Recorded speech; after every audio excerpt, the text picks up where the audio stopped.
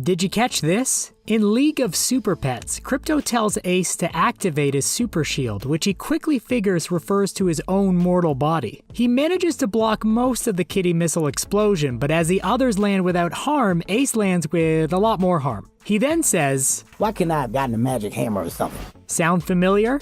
That is clearly a reference to Thors Hammer, even though that hero is from the MCU. But that's not the only Marvel Easter egg Super Pets has done so far. They should call me Iron Man.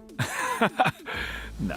Did you notice this about Isabella in Encanto? We know that Isabella is the favorite granddaughter of Alma in the family. Alma even smiles in her photo with Isabella as a child while she keeps a straight face for all the other grandchildren. But why was Isabella picked as the favorite over Luisa, who did way more for her town? Take a look at a comparison between what Alma and Isabella looked like at the same age. They are almost identical. Alma chose Isabella because she reminded her of herself. Because Alma had such a difficult life when she was young, she wants to create the perfect life for Isabella to live as she sees herself in Isabella. While this leads to Isabella feeling trapped in a world of perfection, she even picks out the single white flower from Isabella's hair, the small imperfection. Alma views it as giving Isabella the life that was taken from her when she was young. Also, check out Mariano and Pedro side by side. Did you notice this in the Minions Rise of Gru trailer?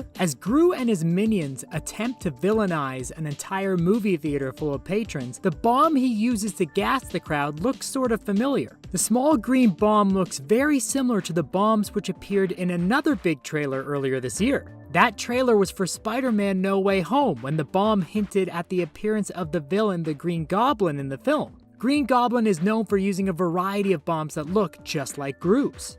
Did you notice this Marvel Easter egg in Disney's Lightyear? The shot of Buzz's famous suit from a low angle, with Buzz's feet pointing toward it, followed by a close-up of Buzz's face looking at the suit heroically, is almost identical to the scene where Steve Rogers, aka Captain America, sees his old costume. Both characters are also played by Chris Evans, so we feel like this is a very intentional connection.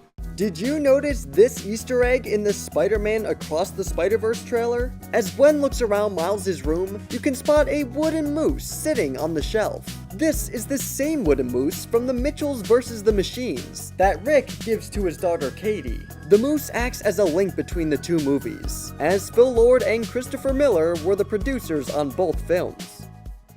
Did you notice these Marvel references in Spies in Disguise? As Lance Sterling struggles with his potential pigeon transformation, his once muscular hand shrinks into a weird baby version. This hand and scene is almost identical to Deadpool's baby hand scene in the Deadpool film, after his hand is cut off and has to regenerate itself. As well, two characters played by Tom Holland have to face a very similar foe. The drones from Spies in Disguise and the villain's use of them against Walter Beckett is very similar to Mysterio sending drones against Peter Parker in the Spider-Man Far From Home film.